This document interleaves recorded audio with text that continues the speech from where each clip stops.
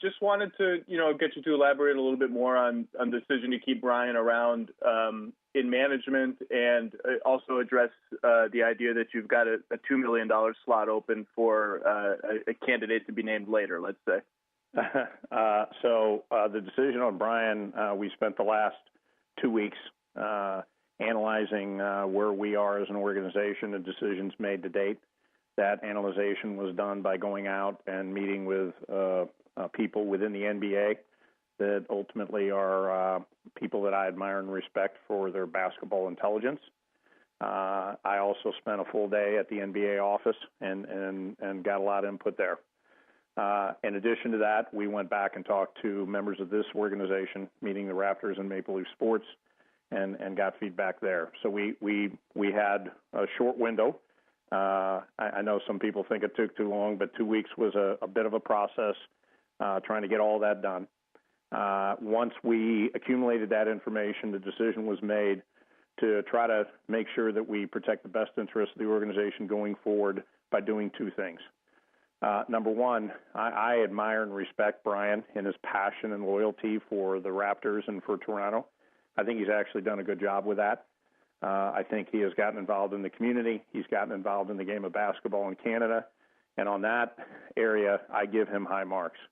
On basketball, I think we all know that there is great debate about decisions made in the past 8 years, and in particular in the last 5 years not making the playoffs. And so there's accountability here. And we need a new set of eyes and a new thinking towards how we, from a basketball standpoint, go forward. So the decision was made to try to get the best of both worlds, if at all humanly possible. And we want to keep Bryan as the president. He will be involved in a lot of things that will become a priority for the Raptors going forward, including the game of basketball in Canada, our relationship growing that sport. We are Canada's team, and I don't think we act like it. Our relationship with the Canadian Basketball Association and trying to grow that relationship. We want to win the bid for the 2016 All-Star Game and celebrate our 20th anniversary. We want to look at building a new training center for the Raptors. We have work to do in this organization. We're not good enough. I believe Bryan could help in a lot of those areas. But I still respect his opinion, his knowledge, his experience, and his relationships in basketball. I think it's a wealth of information, and I don't want to just throw it away. And so I want him to continue to be involved in giving us input and direction there.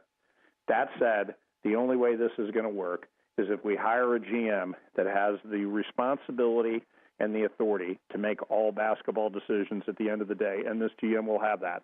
They will have final decision on all basketball-related issues, and they will report directly to myself. So it's a process. I understand that in taking on that process, there will be constant effort on my part to make sure that the authority and responsibilities are respected by all and that there's no miscommunication going forward. But I think if we can do this right, if we can create the right process and honor it, we have the best of both worlds, and that's what we were trying to get. The second question, Zach, there is no budget per se.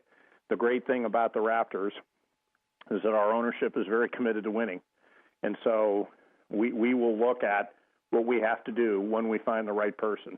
But I can assure you that we are very focused on, first and foremost, making this a search to find the right person, not to fill the slot that we have in a budget item somewhere.